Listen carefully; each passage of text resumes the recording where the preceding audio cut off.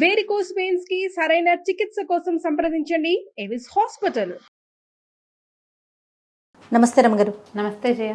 రమగారు, మనకి ధనుర్మాసంలోనే సుబ్రహ్మణ్య షష్ఠి ఉంది కదా. షష్ఠి యొక్క విశిష్టత. సుబ్బరాయ షష్ఠి అంటే సుబ్రహ్మణ్యేశ్వర ఆరాధన చేసుకునే రోజు. ఇదివరకటి కంటే సుబ్బారాయుడు షష్ఠి అంటారు. సుబ్రహ్మణ్య షష్ఠిని సుబ్బారాయుడు షష్ఠి. తమిళియన్స్ ఎక్కువ చేస్తారని కనిపిస్తుంది. స్కంద షష్ఠి అంటారు. మన వైపు సుబ్రహ్మణ్య షష్ఠిగా చెప్తాం. కంద అని రాస్తారు కానీ కంద కాదు, అది స్కంద షష్ఠి. అయితే నాగుల చవితి నాడు ఆచరించలేని వాళ్ళు స్కంద షష్ఠి నాడు చేసుకోవటం ఒక పద్ధతి. స్కంద షష్ఠే చేసుకోవచ్చు మనం. స్కంద ఆరాధన సంతానప్రదం. రెండోది, కుమారస్వామి శుద్ధ జ్ఞాన స్వరూపుడు. సుబ్రహ్మణ్యుడు జ్ఞానస్వరూపుడు. మనము మన జీవితానికి ఒక ఆధ్యాత్మిక ప్రగతి కావాలన్నా, క్రమశిక్షణతో కూడిన జీవితం కావాలన్నా కూడా సుబ్రహ్మణ్య ఆరాధన చాలా మంచిదిగా చెప్తారు. ఈ సుబ్రహ్మణ్యం అంటే మనం సర్పం కదా. అవునండి, మనకు తెలుసు అది. అయితే ఈ సర్పం, మానవ దేహంలో సర్పం ఉంటుంది. అది ఎక్కడుంది? కుండలిని స్వరూపంలో ఉంటుంది. ప్రతి మానవుడికి మనకి అవయవాలు కనపడతాయి. కనపడనివి చక్రాలు ఉంటాయి మనకి. షట్చక్రాలు ఉండి 6 చక్రాలు ఉండి పైన 7వ చక్రమైన సహస్రార చక్రంలో అమ్మ అంటే మా శక్తి కొలువై ఉంటుందని చెప్తారు. ఈ శక్తిని చూడాలంటే మూలాధార చక్రంలో ఉన్నటువంటి కుండలిని శక్తిని నిద్రలేపి ఆ శక్తి ద్వారా మనం అమ్మని చూడగలుగుతాం. ఈ కుండలిని ఎలా ఉంటుందంటే తన తోకని తనే కరిచి, నోటితో కరిచి పెట్టుకుని 3 చుట్టలు చుట్టుకుని ఉన్నటువంటి ఒక సర్పాకార శక్తి మనకి మానవ దేహంలోనే ఈ కుండలిని రూపంలో ఉంటుంది అని చెప్తారు. ఈ కుండలిని శక్తి అది సర్పంలాగా పైకి వస్తుంది కదా, అది సుబ్రహ్మణ్య శక్తిగా చెప్పబడుతుంది. జ్ఞానం కలిగినప్పుడే, మనలో జ్ఞానం వికసించినప్పుడే మనం ఈ చక్రము ఆ చక్రాన్ని సరిచేయటము, అది మిగిలిన చక్రాలను భేదనం చేసుకుంటూ ఆ చక్రంలోంచి ఈ కుండలిని శక్తి బయటకు వచ్చి ఒక్కొక్క చక్రాన్ని దాటుకుంటూ చక్రభేదనం చేస్తూ తురీయ స్థితికి పై దాకా అది రావాలి అంటే కనుక జ్ఞానం కావాలి మనుషులకి. అంతేగా. మనం ఈ కుండలిని భేదన చేసిన వాడు, చక్రభేదనలు చేసిన వాళ్ళు మన చుట్టుపక్కల కొంతమంది మహానుభావులు కనపడతారు. సాధారణంగా చక్రభేదన జరిగినప్పుడట షట్చక్రాలను ఒక్కో చక్రాన్ని భేదించి శక్తి పైకి వస్తున్నప్పుడు ఒక్కొక్కళ్ళకి కొన్ని రకాల శక్తులు వస్తాయి. ఆ శక్తులకి లోబడిపోతారు చాలామంది. శక్తికి లోబడి అది ప్రదర్శనకి పూనుకుంటారు. ఓకే. లేదా చుట్టుపక్కల వాళ్ళు ఎవరైనా సరే దాన్ని ప్రబోధిస్తారు, ఓహో నువ్వు అద్భుతమైన వాడివని. వెంటనే వీళ్ళకి అహంకారం, మాయ వాళ్ళని పైకి ఎక్కనివ్వదన్నమాట. అహంకారానికి లోనయ్యి అది అక్కడే ఉండిపోతారు. ఉండిపోయి ఆ శక్తులు ప్రదర్శన అంతే. ఇంకా తర్వాత ఇంకా ఉపాసన, పైకి వెళ్ళటము, సహస్రారంలో శక్తిని, అసలైన అమృతాన్ని అందుకోవటం చేయలేకపోతారు. చక్రభేదనం జరుగుతుంది చాలామందికి, చక్రాలు వెళ్తాయి. కానీ ఎక్కడ ప్రతి చోట వచ్చేసరికి ఒక్కొక్క చక్రభేదన జరగంగానే ఒక్కో రకమైన శక్తి ఆవిష్కారం జరుగుతుంది. ఆ జరిగిన శక్తి ఆవిష్కారానికి లోబడి, మాయకి లోబడి ఉన్న వాళ్ళు అక్కడే ఆగిపోతారు. సుబ్రహ్మణ్య ఆరాధన వల్ల మాయని తొలగించుకుని మనం మనుషులు ఆ అమ్మవారిని చూడగలుగుతారు, అమృతత్వాన్ని సాధించగలుగుతారు. మనకు ఎంతోమంది గురువులు చాలామంది కనిపిస్తారు. వీళ్ళందరూ కూడా అంటే చాలామంది జనాల్ని ఆకర్షించగలిగిన వాళ్ళు, ఎక్కువ మంది జనాలు వాళ్ళ చుట్టూ చేరుతారు. వీళ్ళకి వాళ్ళంతటా వాళ్ళకే సహజంగానే చక్రభేదం జరిగిన వాళ్ళు అయి ఉండొచ్చు, లేదా ఉపాసన ద్వారా చక్రాలని భేదించిన వాళ్ళు కూడా అయి ఉండొచ్చు. ఎప్పుడైతే జనము గుమికూడటము, చాలామంది వేరే రకరకాల మార్గాలు వచ్చినాయో, ఏ స్థాయికి వెళ్ళారో ఆ స్థాయిలో ఉండిపోతారు. మనం ఎంతోమందిని గమనిస్తాం, పెద్దవాళ్ళని చూస్తాం, వాళ్ళలో విపరీతమైన జనాకర్షణ ఉంటుంది. వాళ్ళు ఏం చెప్పినా వింటారు జనం. అవును, వాళ్ళ వెనకాల పరిగెడతారు, వాళ్ళనే పరమ గురువుగా భావిస్తారు కూడా. ఎంతమంది కనిపిస్తారు వాళ్ళలో కూడా. ఇప్పుడు ఈ అమృతత్వాన్ని సాధించి మనుషుల కోసం ఇలా ఉన్నవాళ్ళు కొంతమంది ఉండుండొచ్చు మహానుభావులుగా, లేదా అమృతత్వాన్ని సాధించలేక ఎంత మటుకు వెళ్ళారో అక్కడే ఆగిపోయిన మహానుభావులు కూడా కొంతమంది ఉంటారు. ఎవరైనా మహానుభావులే, అందులో తేడా ఏం లేదు.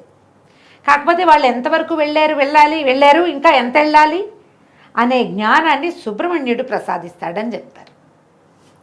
మనం ఇప్పుడు మామూలు మనలాంటి వాళ్ళకి ఏం తెలిసాయా? ఇవన్నీ విని తెలుసుకుని చదువుకుని అంతే. ఈ చక్రము భేదించడం అంటే ఏమిటో సాధారణ మనుషులకు అర్థమే కాదు. అవి నాకు అయిపోయింది అనుకుంటారు. అయిపోయిందంటే అవదు, అది నాకేమీ కాలేదనుకుంటే అయినట్టు. ఏమీ అవదు, దానికి సమయం పడుతుంది. కానీ ఆధ్యాత్మికమైన ఆలోచనలు, స్పిరిచువాలిటీ వేరు, మనకి డివోషనల్ వేరు కదా, నీకు తెలుసు కదా. అవునండి. భక్తి వేరు, ఇది వేరు. స్పిరిచువల్ థింగ్ అనగానే ఆత్మకి సంబంధించిన జ్ఞానం వేరు, దీన్ని దాటింది. భక్తి అనగానే మన భక్తి ఎక్కడ ఆగిపోతుంది? ఈ పువ్వులు, పూజ అక్కడే ప్రసాదాలు ఇక్కడే ఆగుతుంది. దాన్ని దాటి ముందుకెళ్తాం అనేది సుబ్రహ్మణ్య ఆరాధన వల్ల మనకి లభిస్తుంది. ఈ సుబ్రహ్మణ్య ఆరాధన కూడా ఏదో శ్రోత్రియంగా ఏది కనపడుతుందో దాన్ని చేయటం కాకుండా ధ్యానము, తదేక దీక్ష, ఇవి చాలా అవసరం. తరచుగా సుబ్రహ్మణ్య దేవాలయాలు దర్శించే వాళ్ళకి ఆత్మజ్ఞానం వైపు దృష్టి వెళ్ళటానికి అవకాశం ఉంది.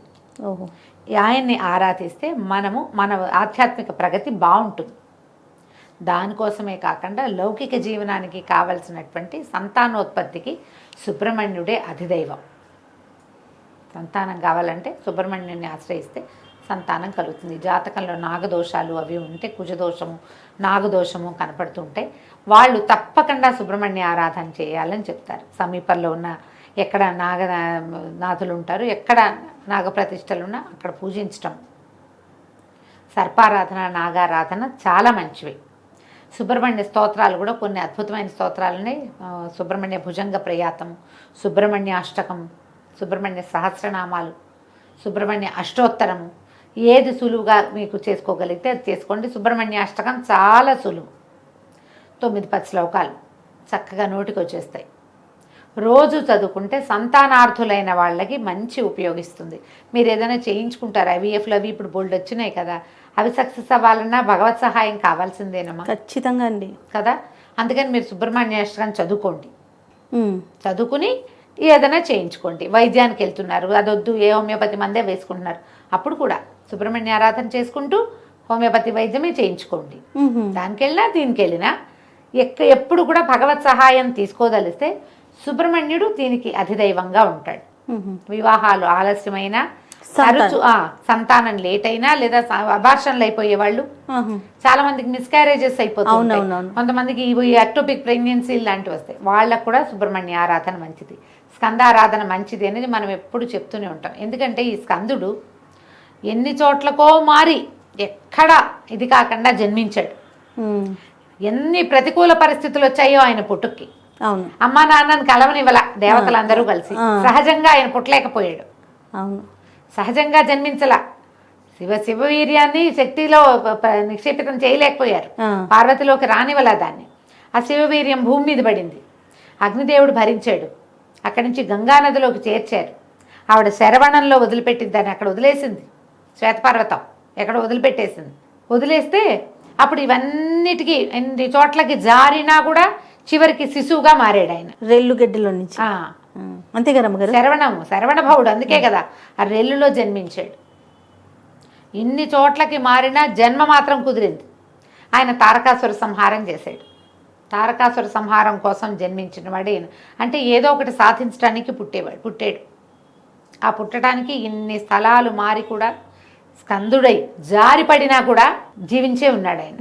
అంత బలమైన వాడు కాబట్టి ఆయనని ఆరాధిస్తే మనకి ఏదైనా ఇబ్బంది సబ్బందులు ఉన్నా కూడా సంతానం కుదురుతుంది. అవకాశం ఉన్న వాళ్ళు సుబ్రహ్మణ్య ఆరాధన చేసుకోండి. ఈ సుబ్రహ్మణ్య షష్ఠిని సుసంపన్నం చేసుకోండి. ఒకవేళ చవితినాడు చేస్తే ఇది చేయకూడదని కాదు, చేసినా షష్ఠి పూజ చాలా మంచిది. దీనికి సులువుగా చేసుకునే విధానం ఏంటి, ఇంట్లో మీరు సుబ్రహ్మణ్యుడు వచ్చిన బాలసుబ్రహ్మణ్యం పటాలు దొరుకుతాయి.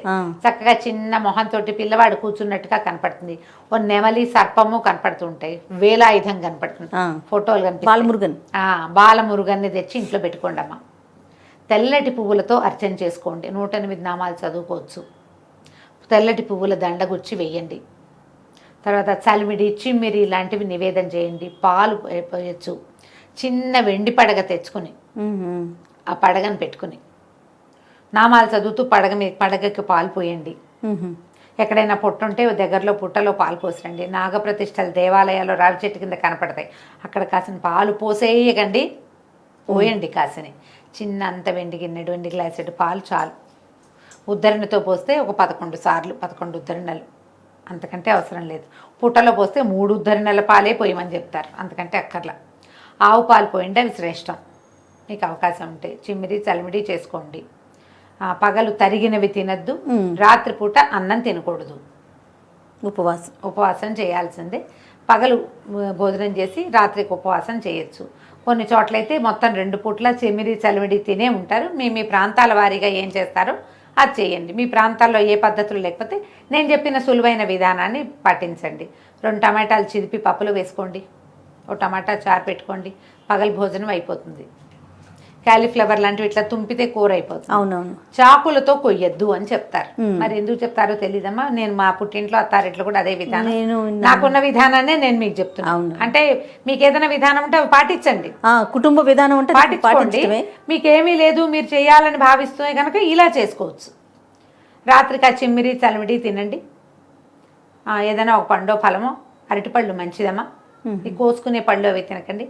చాకు ముట్టుకోవద్దు, అదే రూల్. కొయ్యొద్దు, కత్తిపి చాక కాకపోతే కత్తిపిటితో కొయ్యచ్చా అని అడగండి. తరిగేవి కోసేవి పనికిరావు. సుబ్రహ్మణ్య భుజంగ ప్రయాతం కొంచెం టఫ్, కానీ అది చాలా బలమైంది, మంచిది అని చెప్తారు. ఎవరైతే ఉపాసనా మార్గంలోకి వెళ్ళాలనుకుంటున్నారో వాళ్ళు సుబ్రహ్మణ్య భుజంగ ప్రయాతాన్ని రోజు చదువుకోవటం వల్ల ఆధ్యాత్మికమైన ప్రగతి కొంత ముందుకెళ్తాం మనం సాధనలో. అవకాశం ఉన్నవాళ్ళు ఈ సుబ్రహ్మణ్య షష్ఠిని సుసంపన్నం చేసుకోండి. తప్పకుండా. నమస్తే. నమస్తే.